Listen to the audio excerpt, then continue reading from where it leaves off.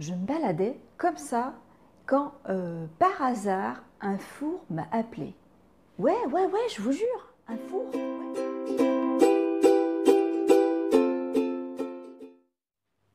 Bonjour et bienvenue sur la chaîne Les Kiffs de Sandra. J'en profite pour un petit voyage dans les Alpes chez des amis pour en profiter pour utiliser leur four tout simplement, puisque vous savez que le mien ne fonctionne pas. Donc je vais en profiter pour vous proposer aujourd'hui une recette de biscuits Ilfi. Et oui, Ilfi toujours, mais délicieux évidemment, hein, parce que c'est quand même le but de cette chaîne, de vous proposer une bonne alimentation, mais flexible et gourmande. Donc nous avons des ingrédients qui sont sans gluten et sans lactose, mais évidemment réalisables avec gluten et avec lactose, si ça vous fait plaisir. Voilà, alors pour notre recette, nous allons avoir besoin pour la base de biscuits, tout ceci, et ça va être pour la garniture sur le dessus. Donc, nous avons besoin de 50 g de fécule de maïs, hein, ou de la maïs ou de la maïzena. 50 g de farine complète de riz ou une autre farine, hein. Vous pouvez mettre de la farine de blé, vous pouvez mettre de la farine de sarrasin, etc. 70 g de beurre clarifié, 50 g de pépites de chocolat ou alors de chocolat coupé en morceaux comme j'ai fait maintenant, 40 g de poudre d'amande, 30 g de chocolat à pâtisser. Ensuite, pour la garniture, nous allons avoir besoin de 50 ml de crème d'amande ou alors de la crème de coco ou de la crème de soja. Encore du chocolat à pâtisser, nous allons avoir besoin de 80 g de chocolat à pâtisser.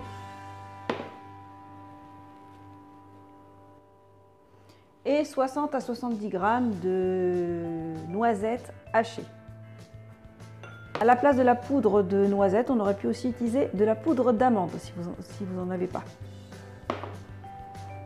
En fait, vous pouvez toujours changer un ingrédient à condition qu'il soit assez similaire et qu'il à peu près aux mêmes proportions aussi, ou équivalent en tout cas. Et 50 g de sucre rapadura pour finir, ou du sucre classique, ou du miel encore. J'avais oublié, il nous faudra du bicarbonate. Alors on va mettre un tiers. La première étape, ça va être de faire fondre le beurre clarifié ou le beurre. On va mettre au bain-marie les 30 g de chocolat à faire fondre. Donc on commence par verser les farines,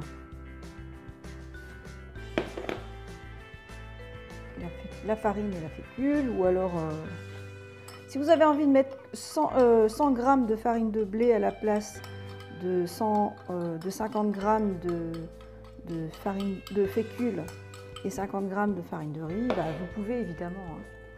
Voilà, vous remettez tout ça. Voilà, on mélange avec nos 70 g de beurre clarifié, mais ça fonctionne aussi avec de l'huile, par exemple, vous savez, de l'huile de coco ou de l'huile de tournesol désodorisée, qui ne sent pas. Voilà, on mélange bien tout. Voilà, ensuite on verse le sucre rapadura, le sucre complet ou le sucre classique ou le miel ou le sirop de riz. On verse les 30 g de chocolat fondu. Alors le bicarbonate de sodium, un tiers de cuillère à dessert à peu près. Hop. Avec la poudre de noisette ou la poudre d'amande. Et le chocolat en copeaux de chocolat ou coupé en petits morceaux, 50 g. On aura évidemment allumé son four en préchauffage aux 10 minutes, un quart d'heure avant. À présent que notre pâte est prête, j'ai préparé donc une plaque avec un papier sulfurisé par-dessus. Bon, juste avant, j'ai envie de rajouter une petite pointe de sel, voilà, la petite touche personnelle. Voilà, à l'aide de 2 cuillères à dessert, on va prendre voilà, une cuillère comme ça et on va faire des petites boules,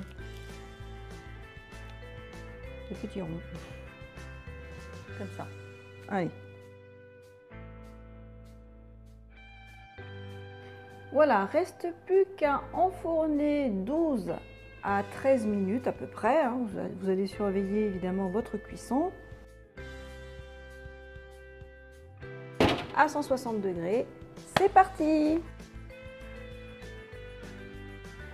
Voilà, on a fait fondre les 80 g de chocolat à pâtissier restant. Et on va mélanger à ce chocolat fondu la crème d'amande pour faire une espèce de petite ganache en fait, une belle ganache. Voilà, sur chaque biscuit, on applique cette ganache avec des noisettes. Voilà, il y a peut-être un petit peu trop de noisettes. Et on laisse de nouveau refroidir le chocolat avant de récupérer. Alors il s'agit d'une mission éminemment réussie, on peut le dire. Je viens de goûter ces biscuits, ils sont délicieux, vraiment délicieux. Voilà, c'est fini pour aujourd'hui. Donc si cette vidéo vous a plu, pensez à la liker, à la partager. Surtout, abonnez-vous à ma chaîne YouTube. Cliquez sur la petite cloche de notification pour recevoir dès qu'il y a une vidéo qui sort. Sinon, vous ne les verrez pas à chaque fois parce que sachez que chaque semaine, chaque mardi soir, il y a une vidéo qui sort. Pensez aussi à vous abonner au blog pour recevoir tous les dimanches la newsletter de l'équipe de Sandra. Je vous souhaite une magnifique semaine et n'hésitez pas à me faire vos retours sur les recettes, sur cette recette plus particulièrement. À la semaine prochaine, bye bye!